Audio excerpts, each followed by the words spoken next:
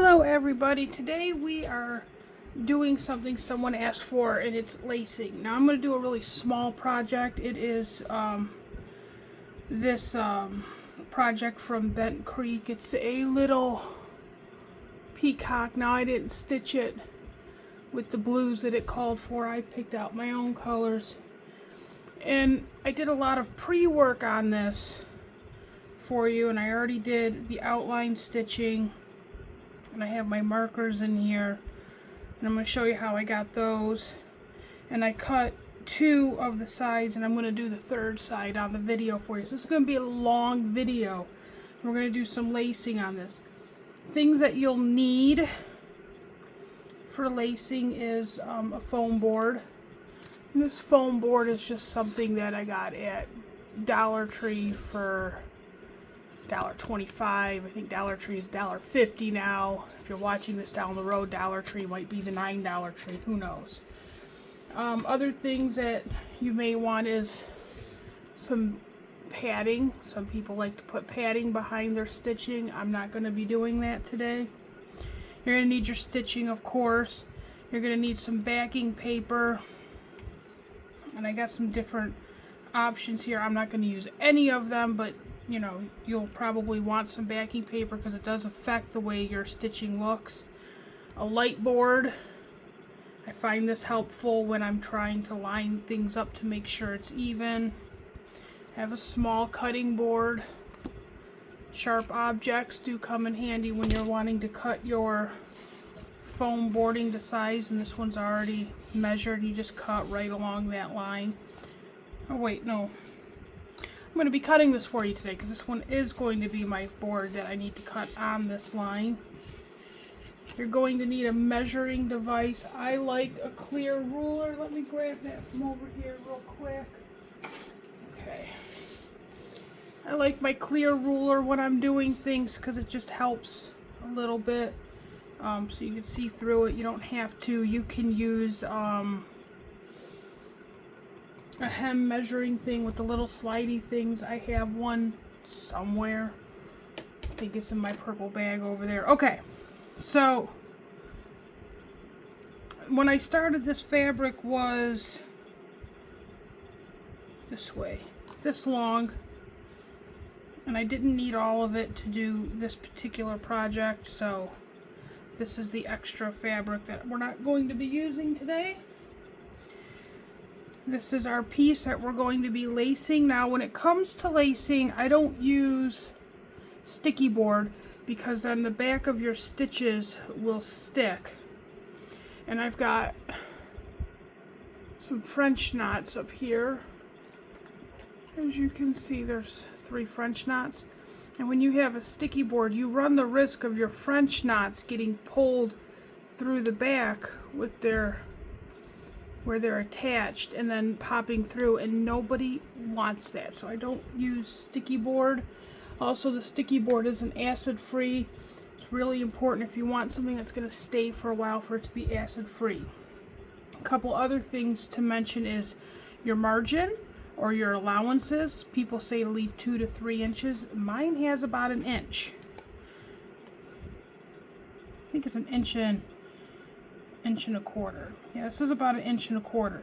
As this is a small piece, an inch and a quarter is all I'm going to need for the lacing.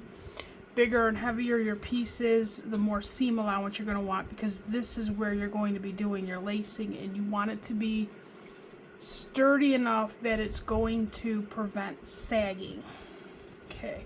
Other things you'll need are some stainless steel pins.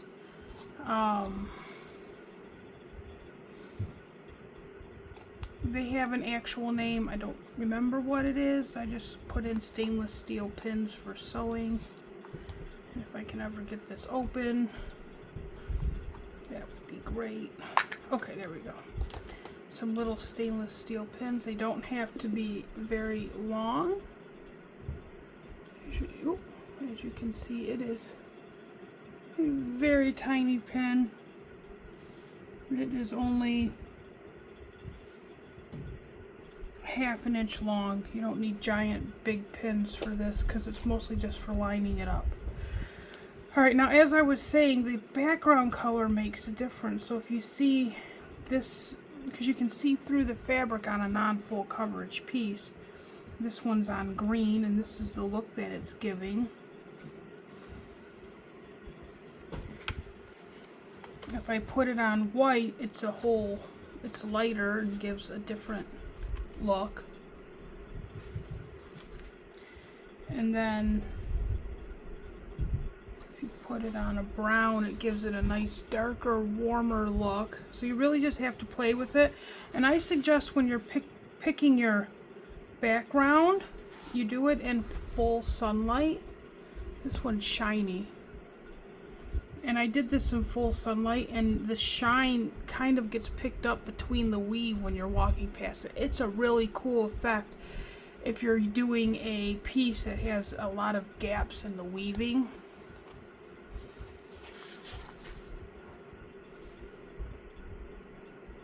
I think this one's a washable paper. Oh, this one's a full faux leather.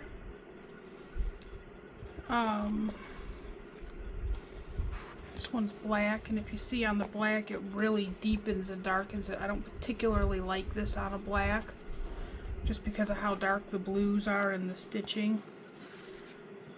So I would probably pick, for this one, a nice warm color. The red is really interesting too.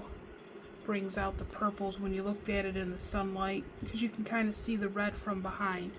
That's something to keep in mind when you're picking your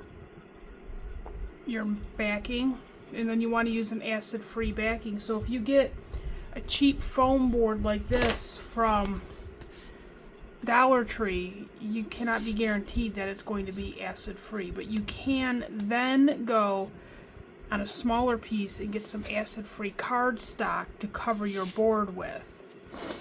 Or you can cover your board in a piece of linen or material to go on the back.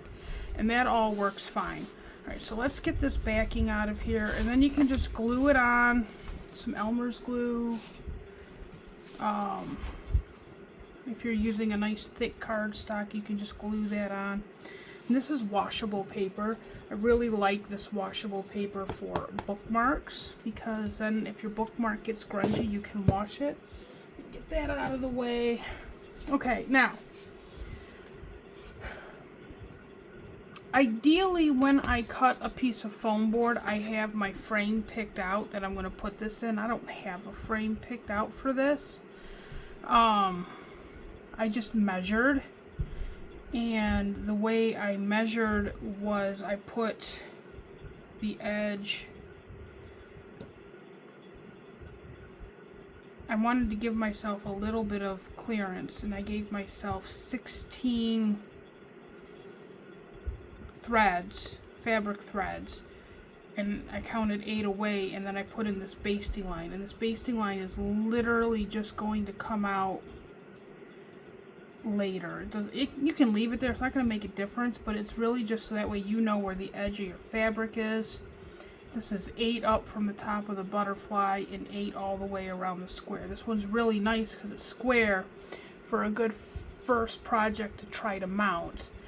But because I had this butterfly here, you know, I just picked the highest point. So if you're doing something that's an irregular shape, like the floral compositions, this is a free pattern on DMC, you can pick the furthest point on each side, which should be this and this, the lowest point and the highest point, and then count out or measure out from there. The most important thing, if you're going to measure out, is that you just follow that same thread line all the way across and all the way down, so that way you're square on this. You're going to want to wash it, iron it, or block it. I just ironed mine. This one obviously has not been ironed, but this one has, so it's as square as possible. And if you notice, there is going to be some pull. Now when you're hanging your piece, because there is pull, that's where you're going to have the sagging come in later. So it's kind of important when you're stitching that, see how it has less pull this way than it has this way.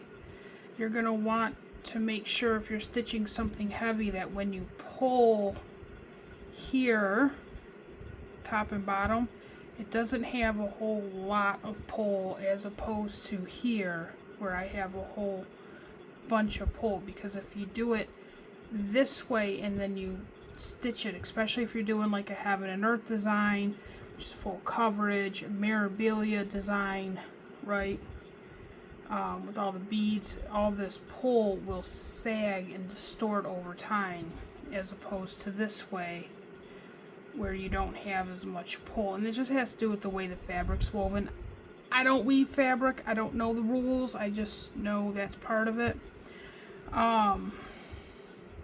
So like I said, this is not measured to the right size, and you can tell when I line this up. Let me get my battery going here. When I line this up on the corner, I have all this extra. Okay, so what I did to figure out where I wanted this to be on my board instead of measuring it is I lined this bottom line up just so it's right at the edge, because when I lace it, this black line's going to be on the edge of the foam board. And then I took a pin and I stuck it down in here, made a little hole.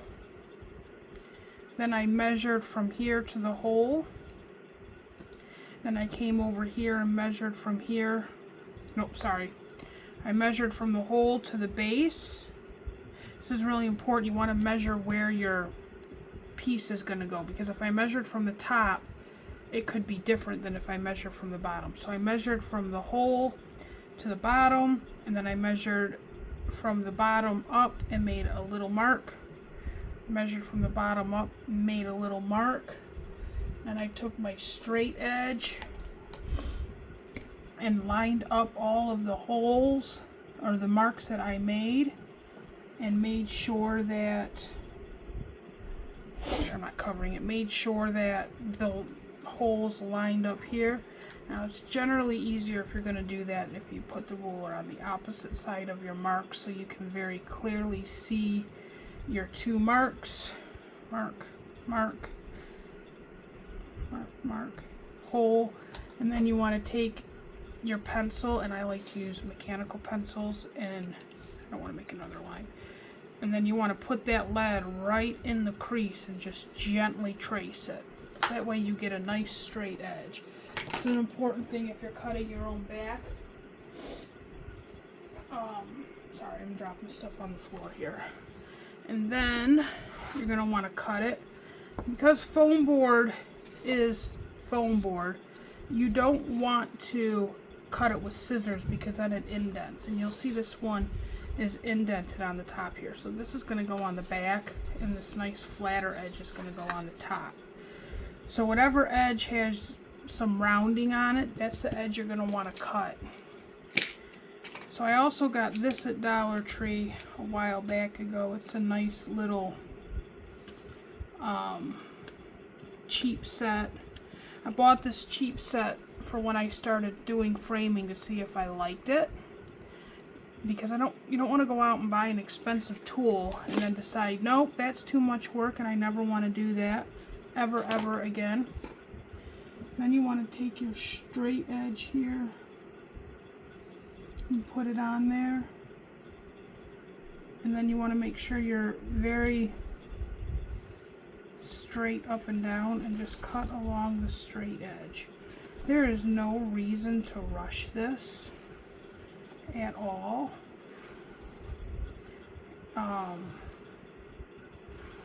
Because the more time you take, the straighter your cut is going to end up being.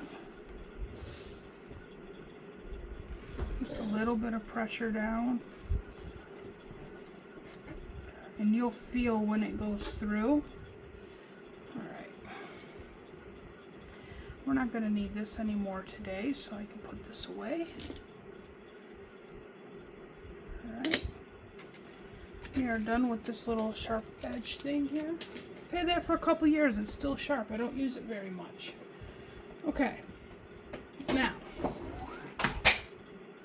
I lost my ruler. I will have to go and grab that probably later.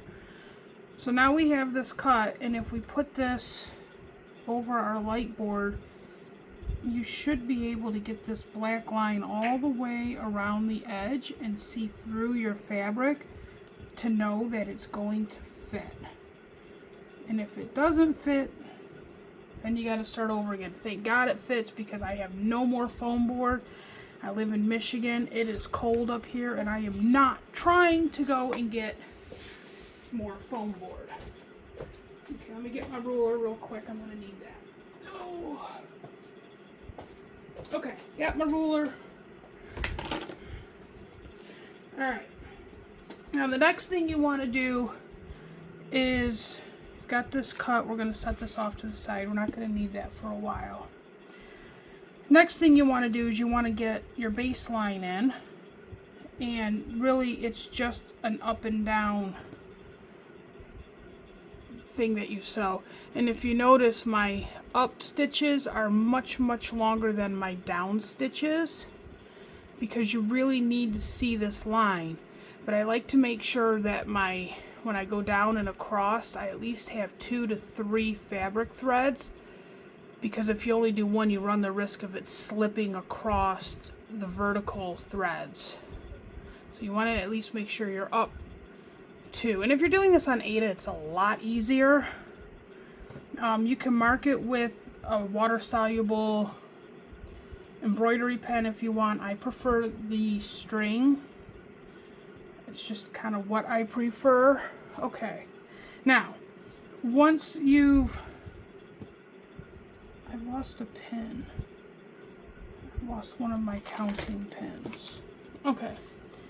Once you've gotten this line out, you want to measure for your margin.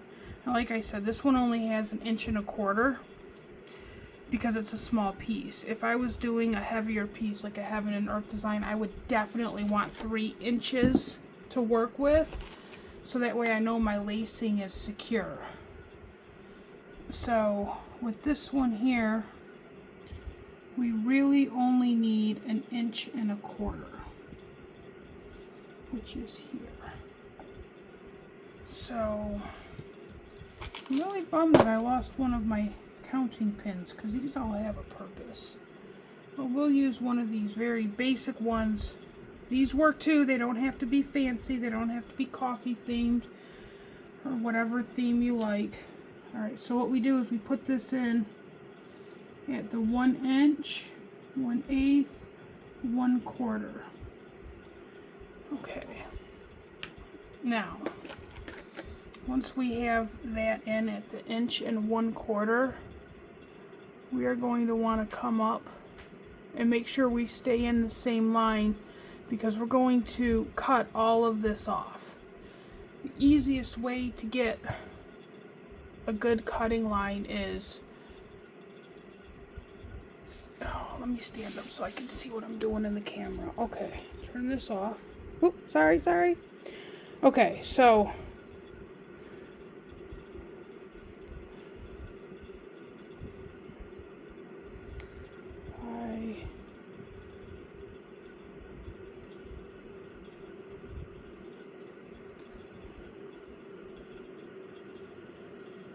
there we go.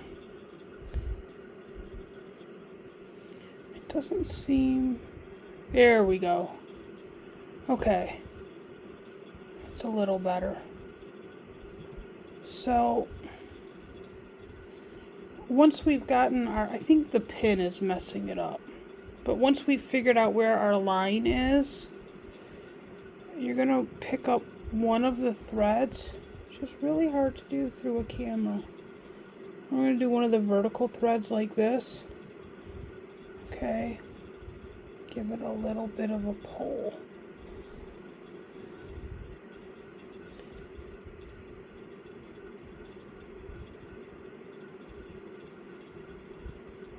Okay. Alright. Okay, and I can take this out. Hopefully that'll give us there. So you see the little pole there? Now what you want to do is you want to pull that thread out, and you want to be very delicate. And you'll see while I'm pulling the tension here, I'm going to back it out of the fabric all the way down to the end. You want to be very delicate. The longer your piece is, you want to start closer to an edge. You just want to pull it out as delicately as possible.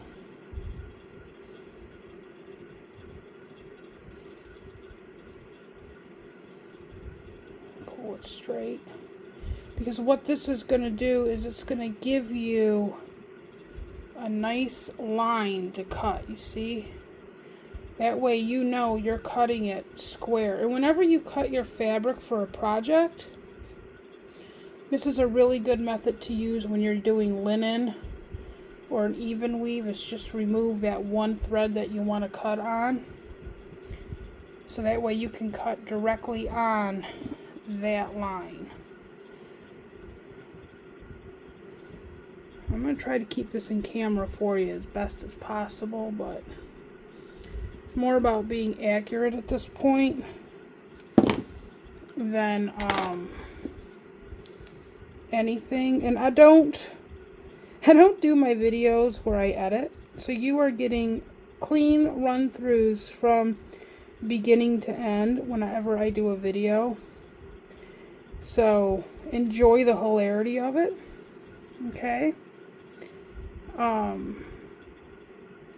Are you freaking kidding me? Oh no, it's still recording. Okay, cool. I got a spam call in the middle of this and I thought it stopped recording. Okay. That's a good thing I didn't cuss. Alright. So, there's the hilarity of it all. Will it into existence. So you get, from beginning to end, the whole process, no editing. I know that doesn't make for the most professional looking videos, but hey, I've got 21 subscribers as of today. I'm so excited. I almost got 250 going on there. Woohoo!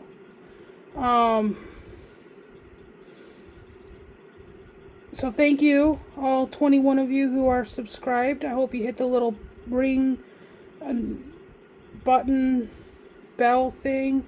It'll let you know when these post. I don't really do this for money. I do this to answer questions on Facebook that I see where people are like, how do I do this?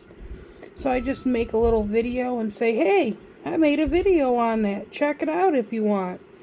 If you guys leave a comment or a like, it's appreciated. It helps with some stupid algorithm that the computers are doing. Alright, so I got a cut piece. Alright. And then you can go through and cut off all these frayed edges, which I'm going to attempt to do as neatly as possible here. Bear with me a second.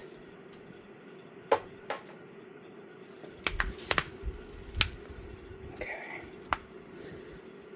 So you can cut all of these off. You don't need them. This is just where the fabric unraveled.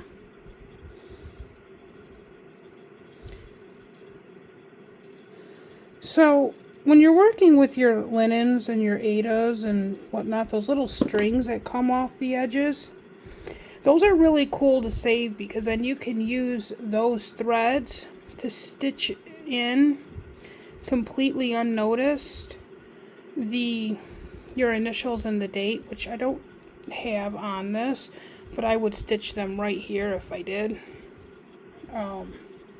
Here's my shavings. Those are all going to go in this little orts box here, and then I'll file these orts later with all of their companion threads. And the best place ever, the garbage can. I don't save them and make ornaments with them at the end of the year. You know, as much as I'd love to leave my son a bunch of thread ornaments for Christmas when he's a grown adult, he doesn't want that.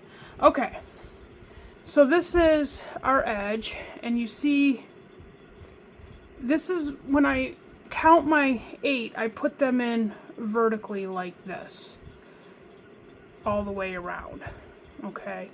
Then when I get to the pins, I turn them to the opposite, and then I can remove them later. I like to leave them in until I'm all the way done with the baseline, especially on a bigger project, because if I mess up, I don't have to recount.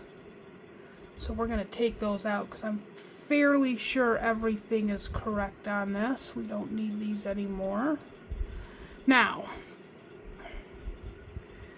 up here, you're going to see that I have a pin that is not where this baseline is. This pin here actually is to let me know where 16 thread counts are. Oops. From the butterfly. So this pin here lets me know that that's where 16 thread counts is. So I could mark this piece here with my baseline, because if you notice, they line up. So that's what that pin is for. So when I was doing my checking here, okay, so when I was making this, I knew that this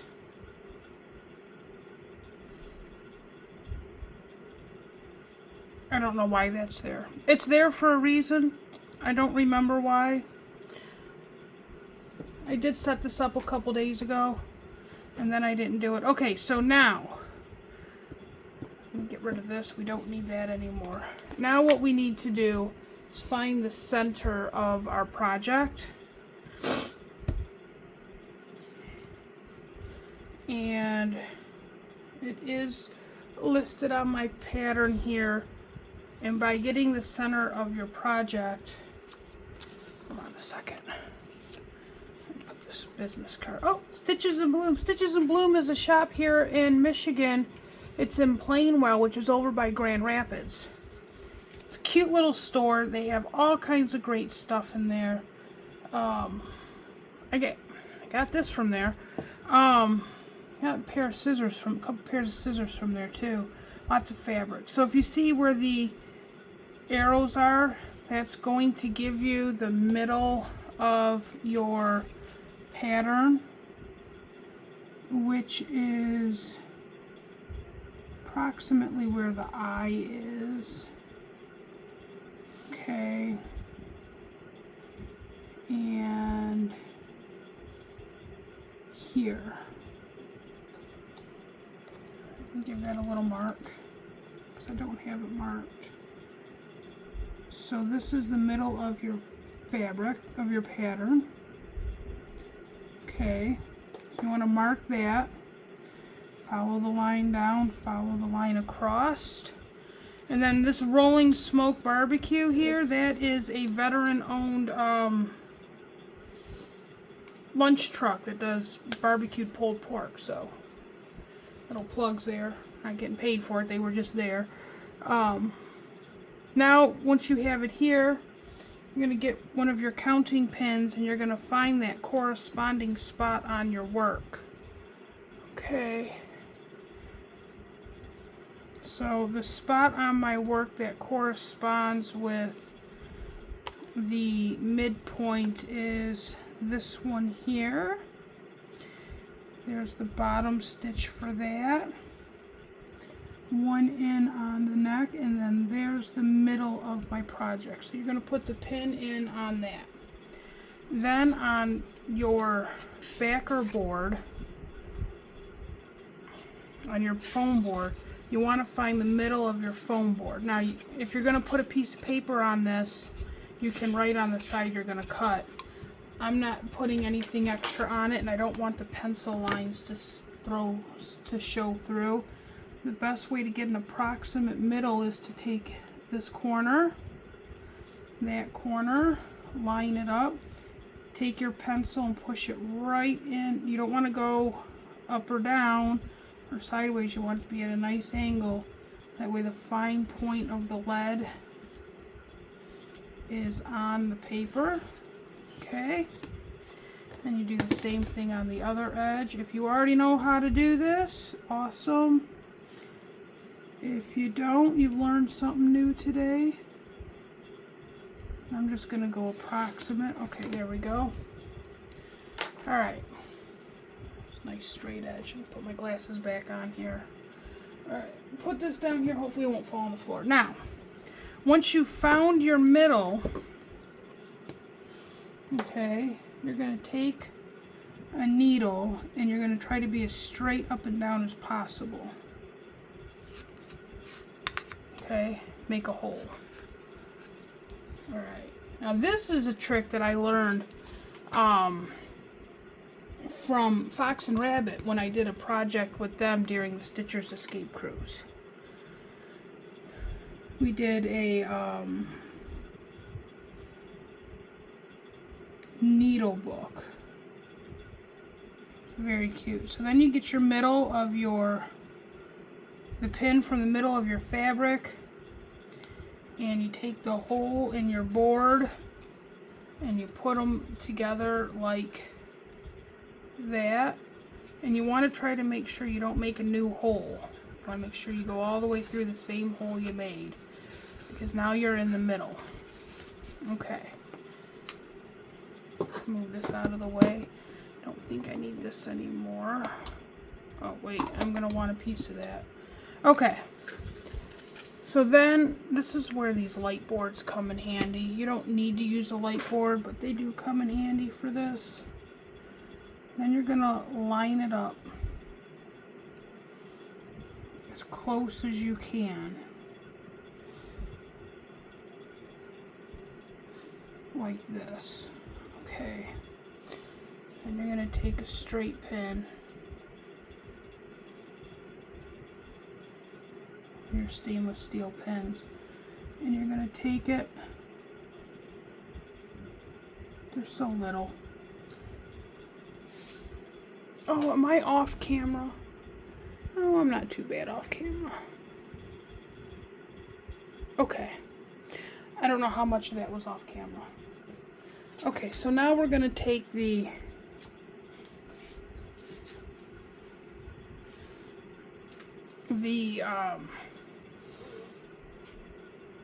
stainless steel mounting pins that I have.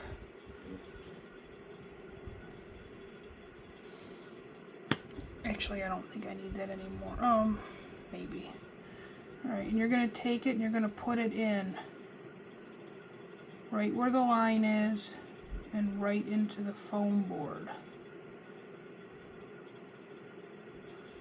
And you don't want to push it all the way down. You got to catch that foam board. I don't think I caught it. Oh, I did. Okay, yep, you want to catch the foam board. And it doesn't have to be exact, because we're going to be putting more in. You want to do one on.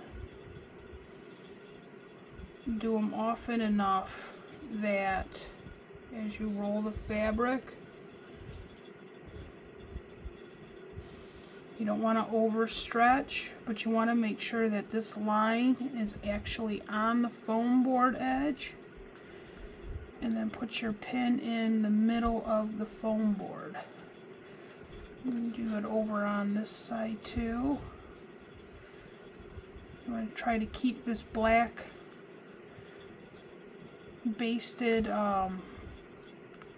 line that you made towards the front of the foam board, not so much the middle of the foam board, so that way you know you're not overstretching. And I think I have it. Yeah, I have it a little too far over.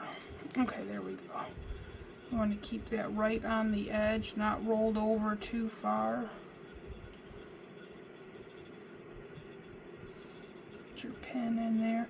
And of course, if you're doing something bigger, you're going to want to put more pins in it. to hold it in place,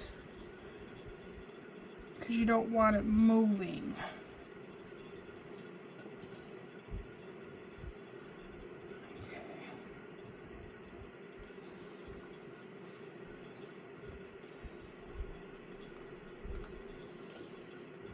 Let me keep going here. There we go.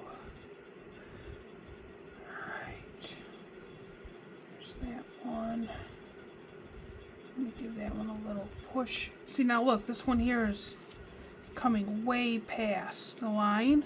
You see how that's way past? So you're going to want to push that one down a little bit to make sure that the black is right on the edge of your foam board. Like that. Okay. And you can give this a little pull. Now this is why I said to make sure that these are not in very deep, because you're going to need to pull them out, because I noticed that this edge here was so far off center that I had to push it down. So before I can pin down the bottom, I'm going to have to repin the sides to make room for that misalignment there. Okay. There we go. There's something really fun about doing your own framing on pieces, because first of all, you save a ton. Needles don't go in the mouth. It's not safe. You save a ton of money, and then when people come over and see your work, or other stitchers look at your work, you can be like, I framed that myself. Just a matter of bragging rights sometimes is nice. Okay, here we go.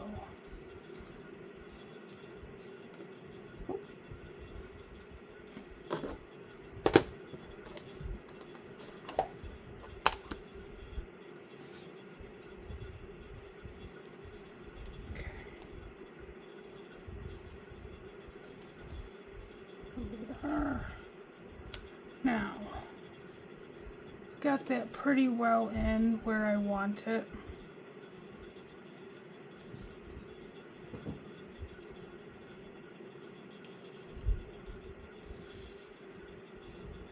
So normally what I would do with the piece this small is I would just pin it, okay, and call that a day and be happy with it. But we are going to actually lace this one, and if you see, there's a lot of looseness in the fabric here, and that's because we're gonna lace it. So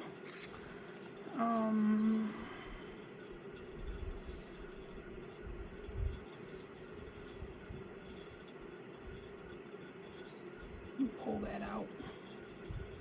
I'm gonna put one of my flat pins in there now, which is where the light board comes in handy. You guys can't see it, but I can see the hole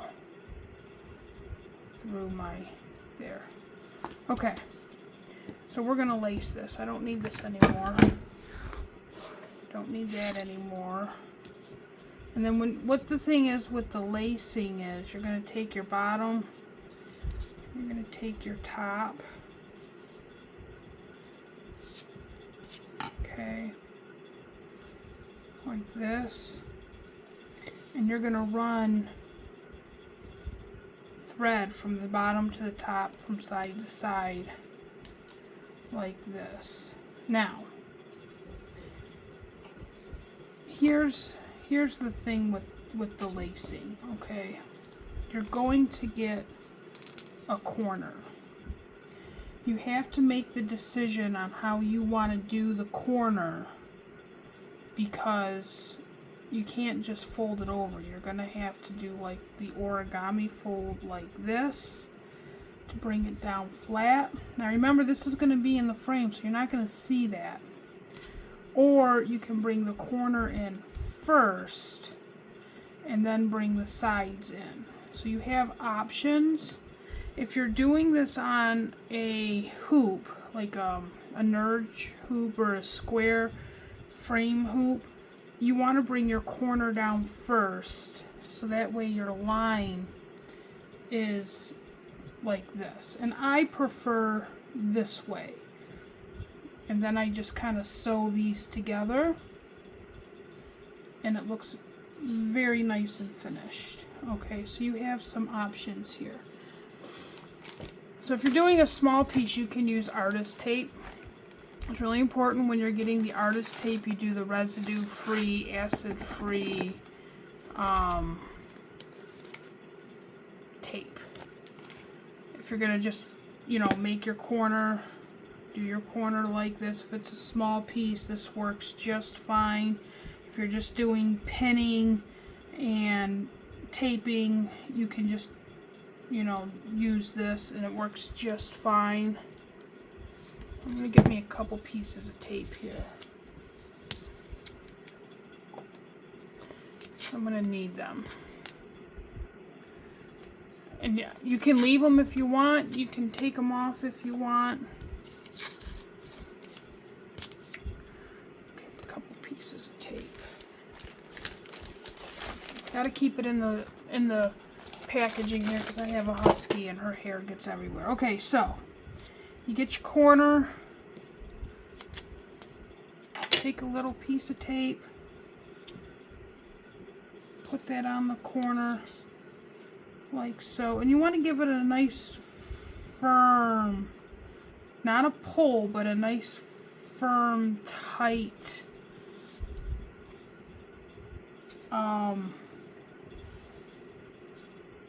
bit of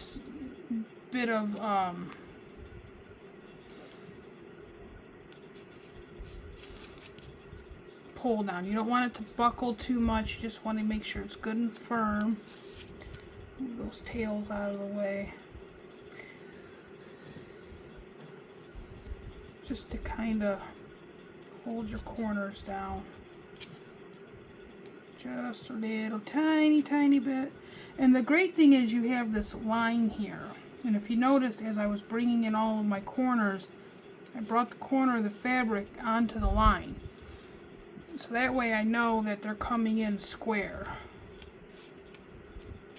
Okay, we're not going for perfection here. We're just going for done. Alright, so if you see here, you can see on your corners there's a little bit of pull. Kind of want to make sure you're looking at it at this point to make sure everything is centered. You're not getting any wonky pulls on the lines to make it pulled at a weird diamond angle. You know, like if this corner was pulled way too far, you could see it in the front. Okay. There's a little roll on my board here, so that's why this isn't so square, but on the corners that are more square, you can see that it's more square. Okay, so the next thing you do is you're going to want to get some thread. And I hope my thread is where I left it.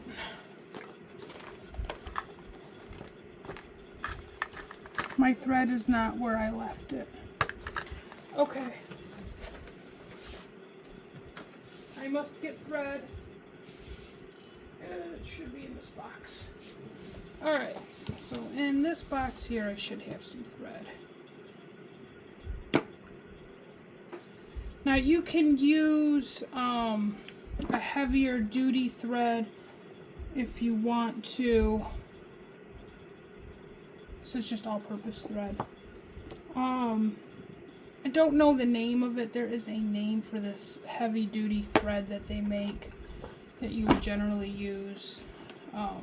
Any sewers out there, feel free to put that in the comments because I can't think of what it's called at the moment. And I can't Google it because I'm recording you guys on my phone. I may need that. Okay. Now, we will need a needle.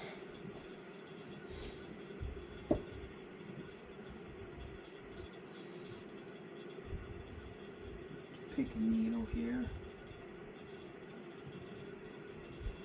Don't want a sharp needle. It's a sharp needle. That'll work. Okay. You're going to get yourself a good bit of thread. This is not the thread that I would use. This is just regular thread. You're going to want to get the heavier duty thread if you're hanging something big. I am not hanging something big, so I don't need, I'm not mounting anything big, so I don't need a big heavy duty thread. But you want to keep that in mind, because you're going to want your thread to be strong enough to hold your piece and not snap while you're doing this. I can't think of the name of it. I know what it is. Can't think of it though to save my life. Alright. Anyone who knows me knows I always use a needle threader.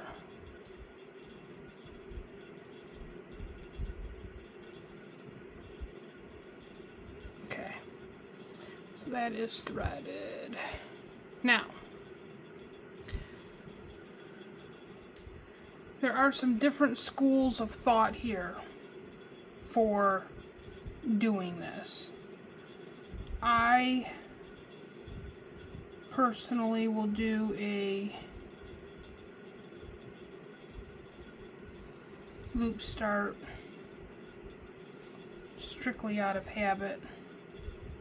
And you want to be about midway through your margin here. So you see I'm using a black thread so you can see what I'm doing.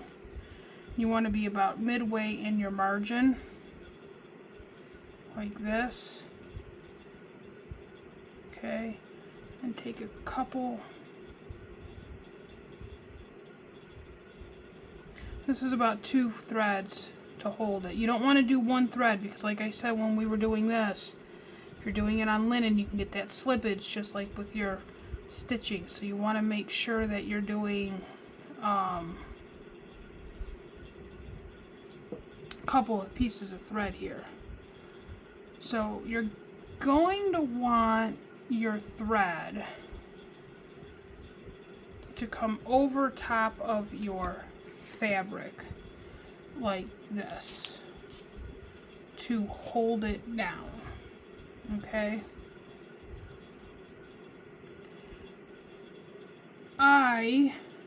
Me personally like to do,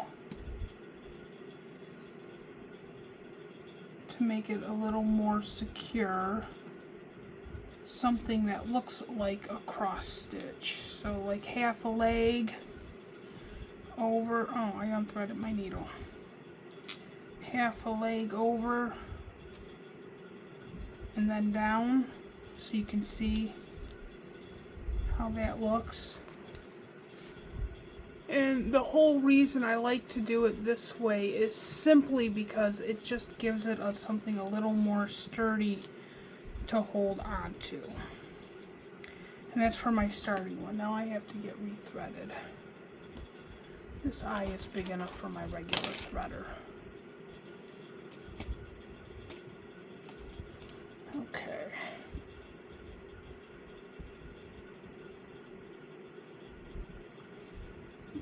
You know, the tapestry thread that you should be using for this, I don't have any. I don't have it. I have used floss for this. Okay, so now we get our next side over directly across from it, right?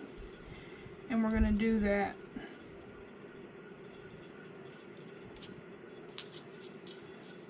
Do a little cross stitch here, like so. Give it a little pull. Not too hard of a pull, but a little pull.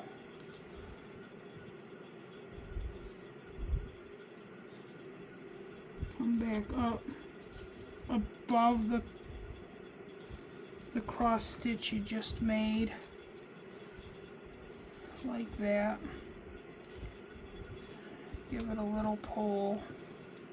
Give it a little pull this way. Okay. Now you see I'm coming to where the corner is. You're going to want to just keep going back and forth.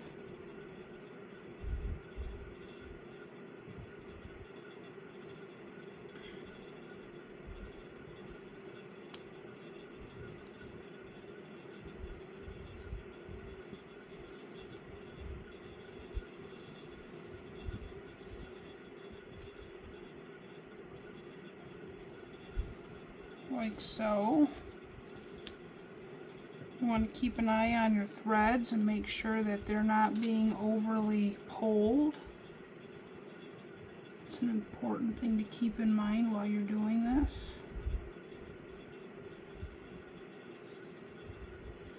Because if you're distorted on the back, you will be distorted on the front. Okay.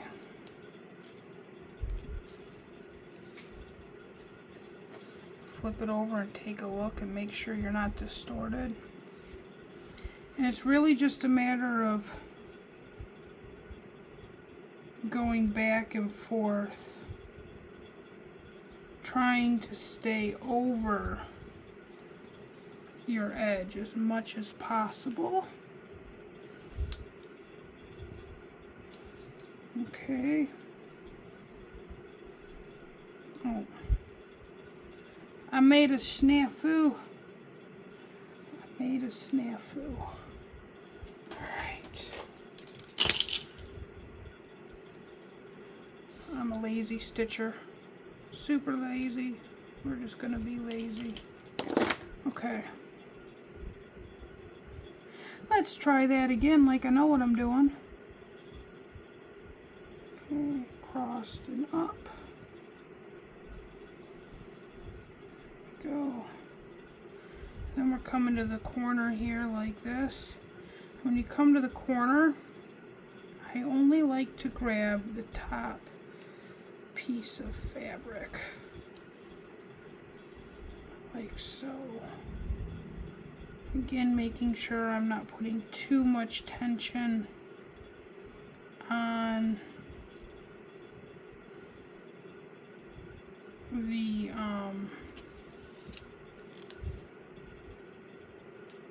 piece of ground cloth here.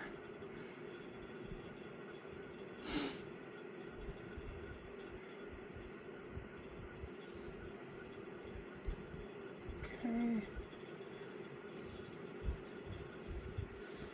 Alright, now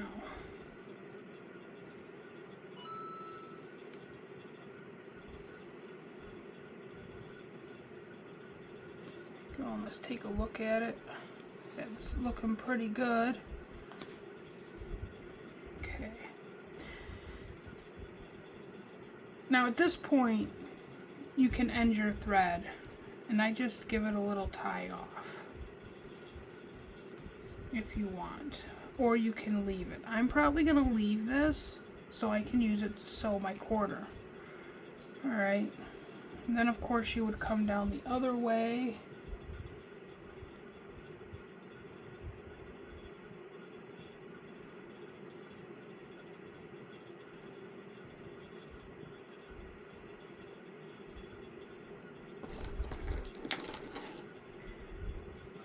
So, okay, get my ends matched up here, grab my flosser, or my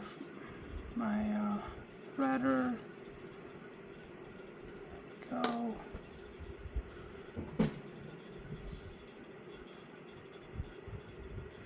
I give it up to the ladies out there who have far surpassed me and never use a needle threader.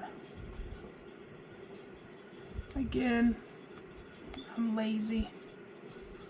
It makes my life easier. This is supposed to be fun, so I don't see the reason why I should stress out over threading a needle, even if I still have the ability to do it. I don't see the reason to stress myself out over it. Okay. Not trying to make any fancy stitches here. There we go. Alright, I'm going to come over, back,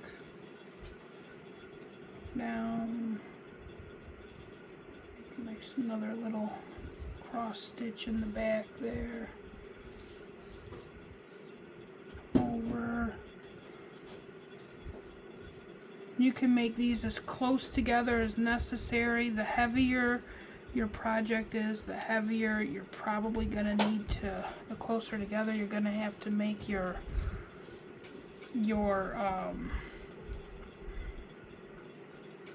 stitches, simply because the fabric will give.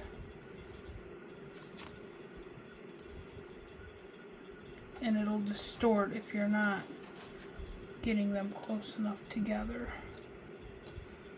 And like I said already once, start small and then get bigger and bigger over time.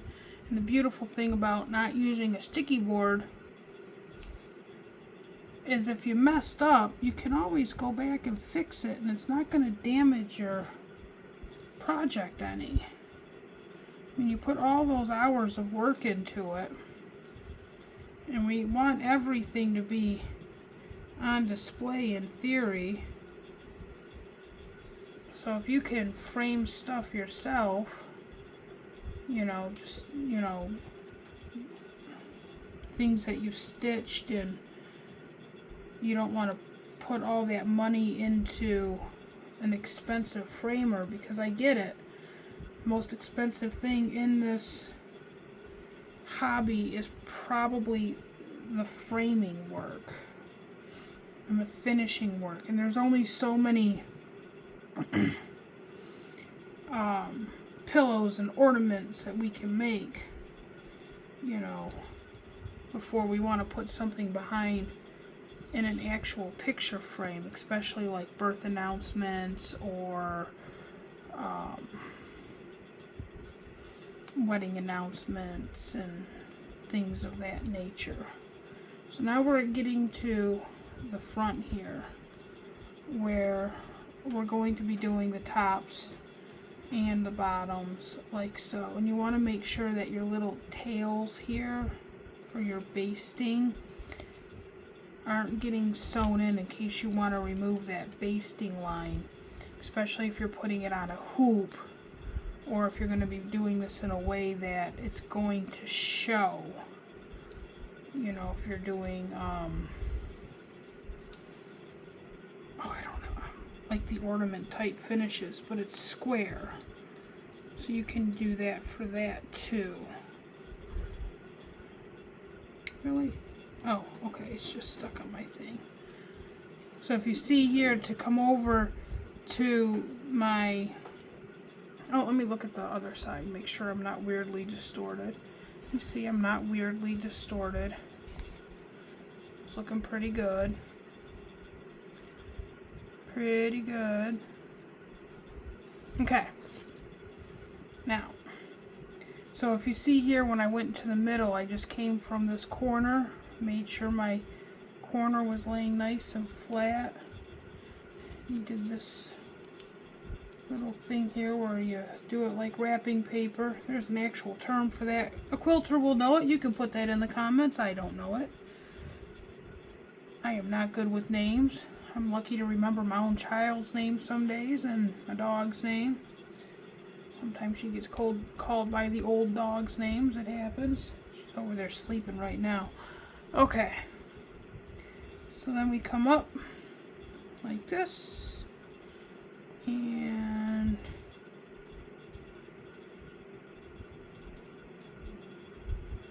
do the little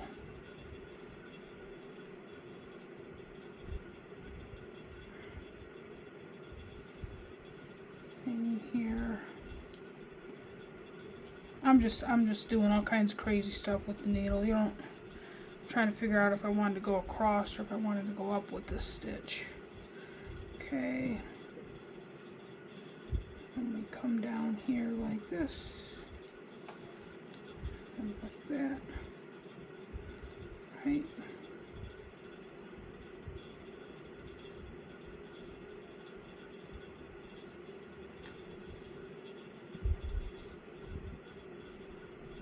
Okay.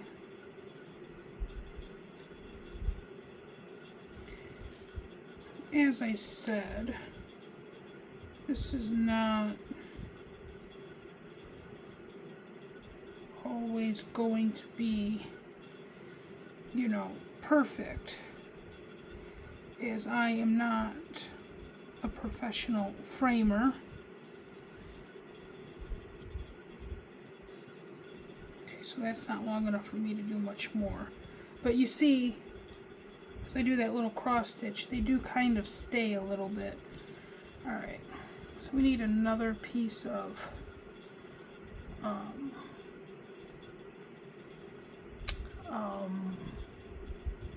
thread.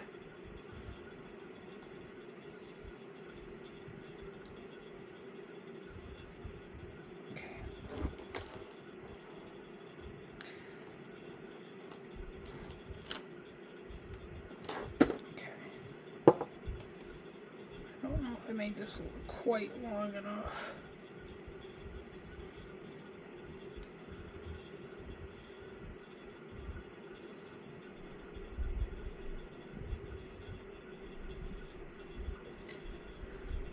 Needle, threader.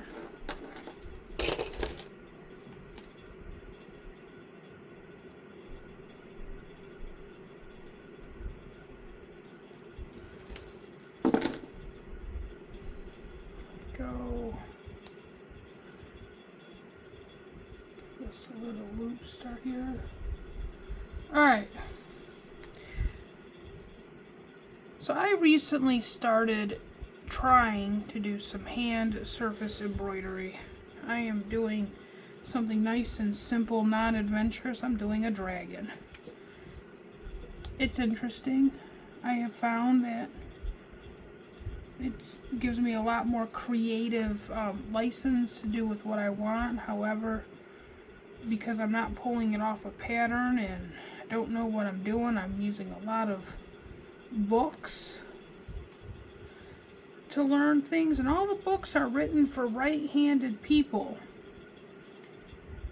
which can make making some of the stitches a bit interesting, where I'm sitting there looking at it like, that is not what I wanted it to do.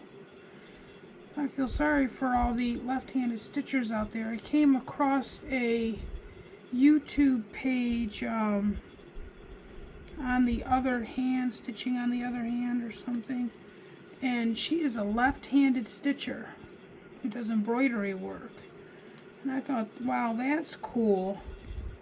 So I can learn how to do things from, you know, a left-handed stitcher. And as y'all can see here, I am also a left-handed stitcher. It's not as tight as I want it to be. So you see, this one here wasn't as tight as I wanted it to be. So you can pull on that cross piece and then pull on your, here we go, there. You're going to have a harder time going long ways across a rectangular piece than you did on the shorter edge for obvious reasons. And you just kind of have to give it a thing. I like to give it a pull and then hold it. Get my needle back through and up. Okay. And I let go. I let go. No, I let go. That's okay. Alright, so give it a little pull and hold it. Give that a pull and hold it. You just want to hold it as much as you can. Okay. Come over here and hold it.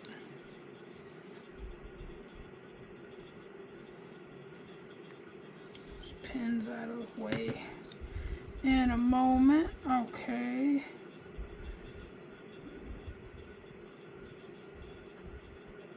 See, because if we don't go the across, it's just going to pull on our threads. And on a little piece like this, it would be fine to just go back and forth. But when you're doing a heavier piece, doing this cross over like this that you see me do can help with the fabric fatigue on your fibers. I lost my needle again. Can help with the fabric fatigue because it doesn't pull as much. And once you start doing this, you'll see what I'm talking about. Anyway, so I'm doing this dragon and I'm playing with all the different stuff that I have, and you know, I didn't go out and buy anything special. I just used with whatever I had in my stash. And you know, Krynic does not work well with, you know, a lot of the fancy crewel stitches. I've also learned why they call it crewel, because it can be quite cruel if you don't know what you're doing. Okay, so we're going to come across, come up, hold that, hold that, give this a pull here. Okay, I think that's about done. Alright, so now let's look at the front. And you can see here on the front, let me stand up. Okay, so you can see here on the front, right, it's not too bad. Then on the back, you have this. Now, if you're doing this on a frame, what you're going to want to do is you're going to want to take this corner here, give it a good firm push, give that a good firm push, and then you're going to sew it down on all of your corners, which is what I'm going to do next. And I think you guys pretty well saw everything I was doing. Hopefully I wasn't blocking it too much. I know my hair is a mess, so if you got to see that, you got to see messy hair. So that's what I'm going to be doing next. I'm going to be doing these corners. These can come out. We don't need these in there anymore. Like that. So this method here, also without the pins, of course, because if you're doing this on a decorative hoop, you would hold it down with the hoop instead of with the pins. Okay, there we go. Now, you got to get these corners down, and the goal for the corners is to try to make them go as flat as you can, and to get those seams without pulling your project as neat as you possibly can all the way around. And then especially if it's not going in a frame, you want to be extra vigilant about the corner. Okay? If you're going to put it in a frame, you just want to try to make it as flat as possible on the front so it doesn't sit up funny with the matting. So that's what you're going for. So I'm going to do that. Let me sit back down. I need a drink. Drinking some tea, iced tea here in my Avon Cape Cod cup. Got a whole set of this Avon Cape Cod from my mother. It used to be at the dishes we ate off of for the holidays for the family, and I always said I wanted them, so when she gave them to me, I'm like, they are going in the cabinet. There's a dog here. I'm like, well, one of your hairs is in my tea. Okay. Needle, needle. Where's my needle? Alright. This. 1, 2, 3. I'll need a piece of thread for this corner here, probably. Okay. So we're going to take this like that. There we go. Then what I'm going to do is, at this point, I want to remove this tape, I think.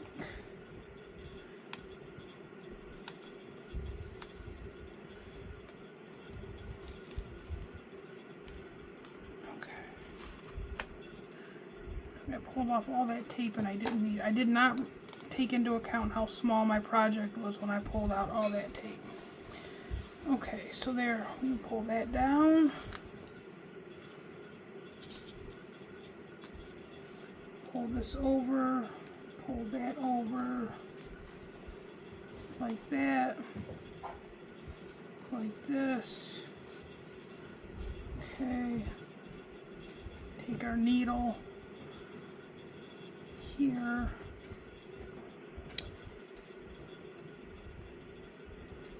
Alright, and you want to make sure when you're doing this you go all the way down till you hit all the layers of the fabric, and then you want to push it all the way back up. Needles do not go in the mouth, it's not safe. There we go. Okay. There we go. Oh, I'm sorry, my car's over there. She's got a little bit of a cold, so I do apologize for any background noise we got going on there. I'm sorry. You can't help it when you have a cold, you know? Alright. We've all had colds. We know what that's all about. I mean, she is listening to her YouTube with earphones right now on her computer, so we at least got to give her that courtesy. Part of the reason it took me so many days to get this video made after getting it all set up, someone asked a question on Facebook like 4 or 5 days ago about lacing, and I said I'd make a video, was we decided to have movie days because we both had little colds, and we watched Night at the Museum, and we watched another movie that was super cute. I can't think of them all. And Kara, who is, you know, 40 and a half like me, I'm 45, so we're 40 and a half, had never seen The Sandlot. So we watched she got to watch The Sandlot for the first time, which was kind of cool. Alright, now, if you notice when I got to this corner here, I gave it a little extra tuck. And really all we're doing with this corner here is we're just picking up the fabric from the bottom, going through the fabric on the top, doing one of these little whippy stitches things here. We're just trying to keep it flat. And that's all I'm going to do for this. I'm happy with the way it looks on the front and the back. So we're just going to tie that off.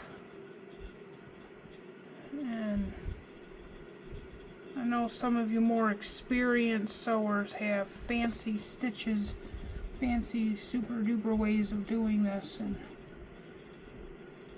yeah, I just muddle through. I didn't have someone teaching me, you know, how to do this stuff. I just kind of figured it out on my own over time.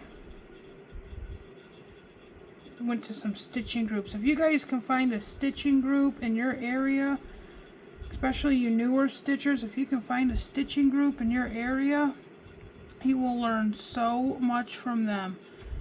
You know, you just go in, you show up with your stitching, and I've never been to a stitching group where the people were not nice, ever. You know, it's like a sisterhood, or for you guys, you know, they'll be your sisters too. They're always looking for some gentlemen who stitch.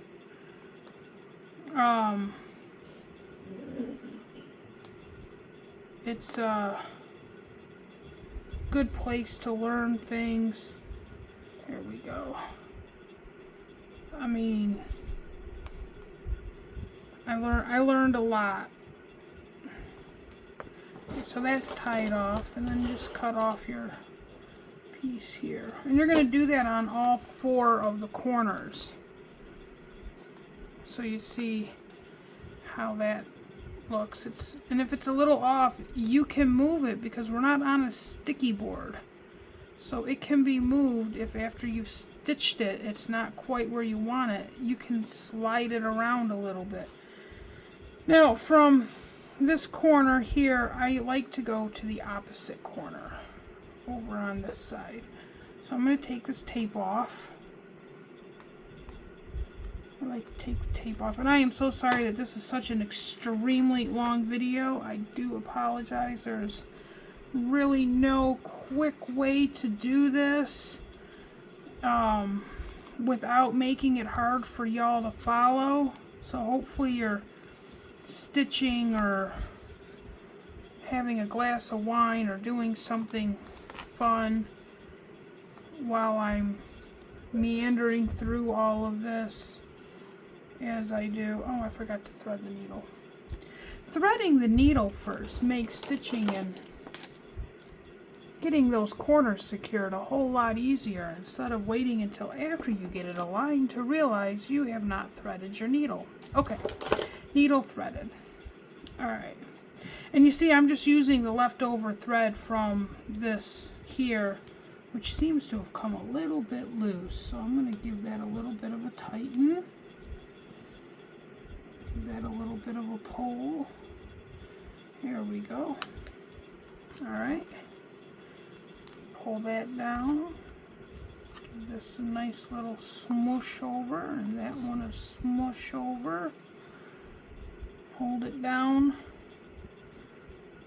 Little tiny bit there. Then like I said, you want to go all the way through. Grab all the layers of fabric you can. Just to keep the corner from untucking. There you go.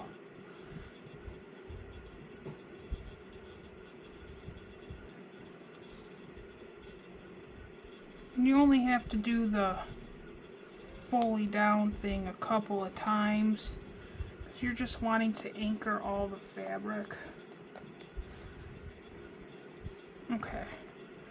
And then once you get it all nice and anchored, you can just take this edge here and just stitch it down with a nice little whip stitch. Well, isn't that dandy? Alright.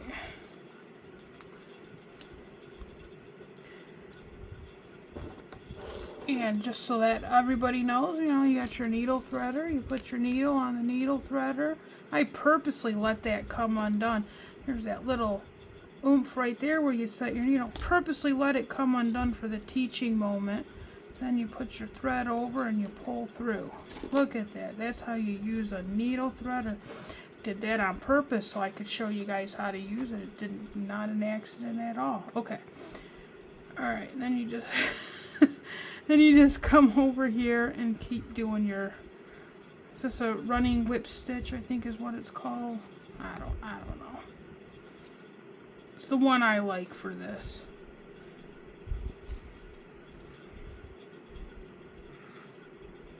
Did I do it again? I did it again. Oops, I did it again.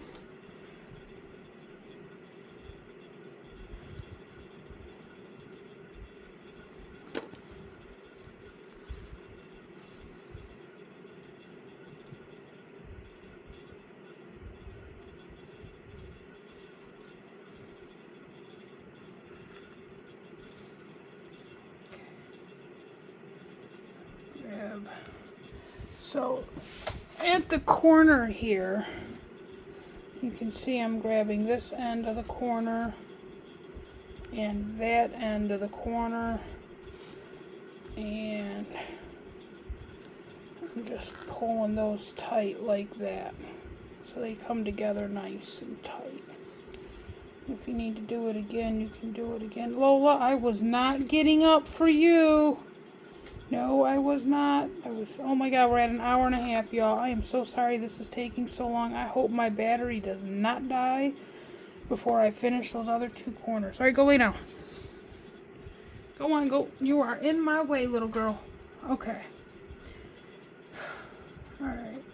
Now we give that a tie off here. Give this a tie off here.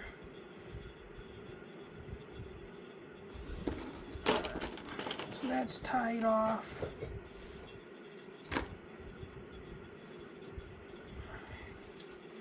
We got 2 more corners to do. So this is like the same technique on the corners that you can do if you're hanging it on a frame.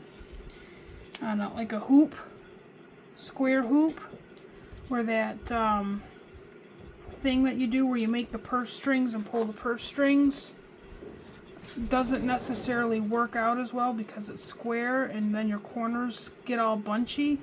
This is the technique that you can use and why I suggest going under with the fabric as opposed to over. And I just kind of like the way it looks better. Well, that's going to annoy me. Oh well.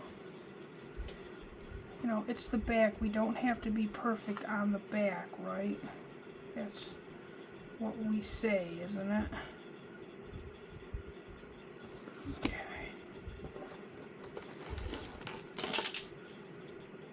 Let's thread the needle. Needle is threaded. Let's see if I can do this whole corner without my needle coming unthreaded. It would make the video go faster, wouldn't it? Okay. So I need to come up a little bit because... There we go. We're going to go down and we're going to get all the way through. Oh, I kind of poked the board a little bit there.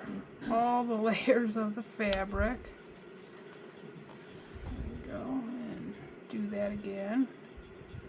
Come down, get all the layers of the fabric. Come back up. Alright, then once we're happy with that, we can sew down the edge. Oh, she is going to start talking to me on camera. My dog is wanting attention.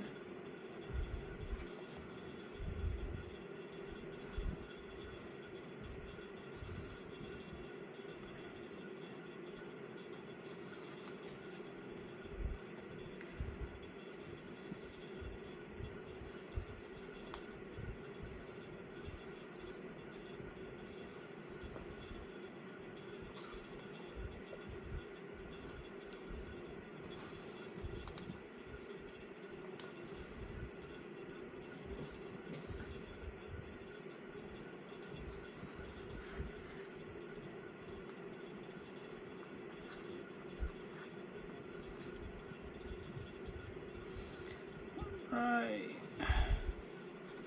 Okay. Whew. Look, I made it all the way to the edge here. Did not lose my needle once. Alright.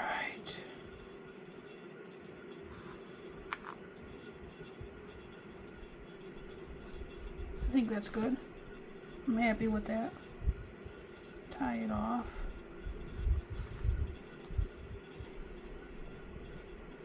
Tie it off. Okay, got it. Alright, one more corner to go. Thank you all so much for sticking with me through this whole thing here. Put all of this little pre-filed Orts box before it gets filed away with the rest of it in a garbage can.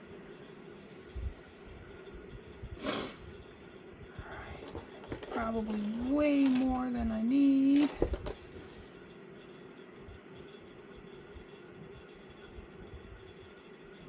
Okay.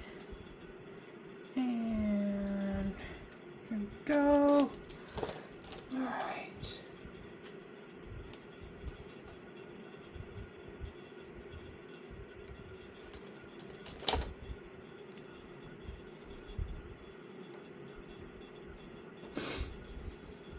Alright, last corner. Take off this piece of tape. If I can.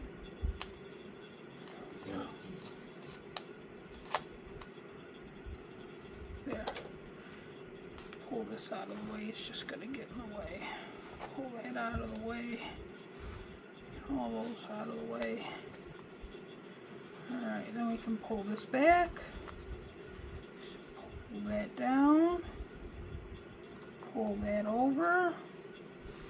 Pull this one over like that. There we go.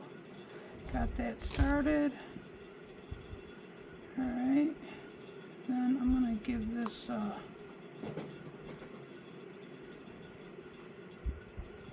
little bit of a loop start here. This loop start is not really holding anything together. It's just keeping the thread on. There we go. And we're going to go all the way to the bottom till you hit that board, like I said earlier. All the way up.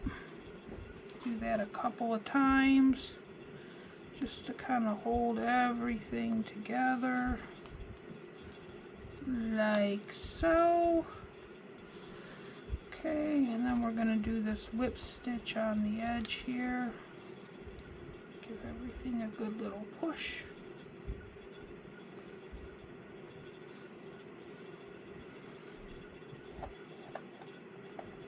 Okay. There we go. Nice little running whip stitch along the edge of that top quarter.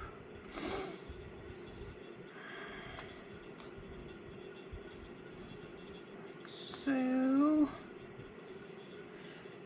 now if you're doing a heavier project, you're going to want to try to make sure that you get these corners good and tight, because that's also going to help with the sagging, you know.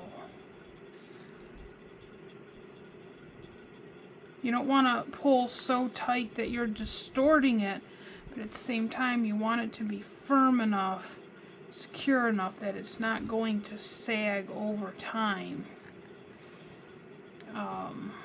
Especially if you're doing one of the Mirabilia fairy thingies with the 420 pounds worth of beads on it. That can be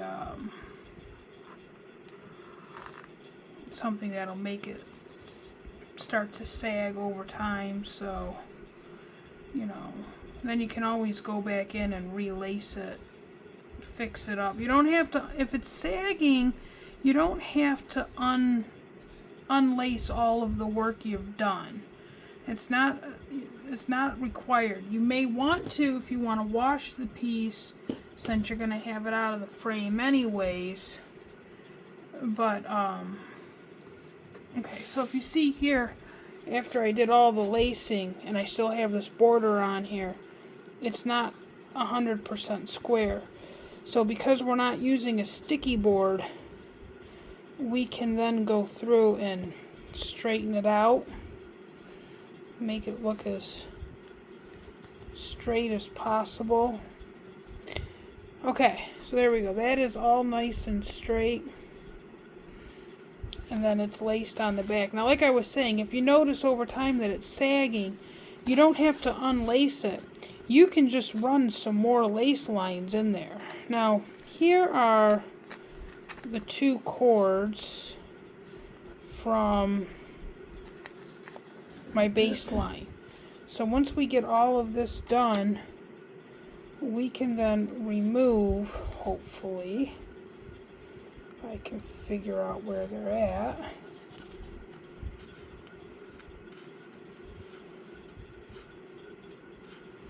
My baseline, my basted edge. I kind of sewed them in a little bit. There we go. Then you can just come through with your frogger. Oh, I got something to show y'all. Cara made me something. She made me a frogger in the shape of a frog. Isn't that awesome? Haha. She made me a frogger, and it's got a little magnet on in here, so I can attach it right to my mag board or my stitching arm. Isn't that just the cutest little thing? I'm gonna have to get those up on the Etsy shop. Which, any of you who are waiting for my Etsy shop to open up again, I am so sorry it's taken so long. been one of those things, you know, just taking some time. Not that I don't have everything ready, I just got so many other things to do. We recently moved back in January from a second floor apartment to a first floor apartment that is exactly like the first apartment we had in the same complex. So we did the move and went on the cruise, came back from the cruise. We were supposed to move on October 1st. We didn't actually move until January 1st, so it's like I didn't want to do anything, get anything started, and then be in the middle of the move and not able to find the materials that I needed for shipping out tool fobs or whatever. But I really think these adorable little froggies will sell great on the page. So, you know, if you're interested, let me know. Like, oh, I missed a... Oh, I'm going to have to find a magnet for that later. Drop one of the pins on the floor. Beautiful thing about our new apartment is I don't have carpet anymore. So if I drop a needle, it's a lot easier to find it on the black wannabe wood floors. Take all of this off. There we go. Now this is ready to go in a frame. If I want to frame it, I'm probably not going to frame this. This is just something I stitched on my birthday. It was in my stash, and I wanted something that I could stitch really quickly, and so I pulled this out and stitched it. It took about 24 hours to stitch it. So, you know, it's probably not going to end up in a frame, but it is ready for framing. I can do one of these ornament type placard things. I'll show you what I'm talking about in a second. It's a pattern called Ho Ho Hippo. It's extremely cute. Let's get that. It's being weird here.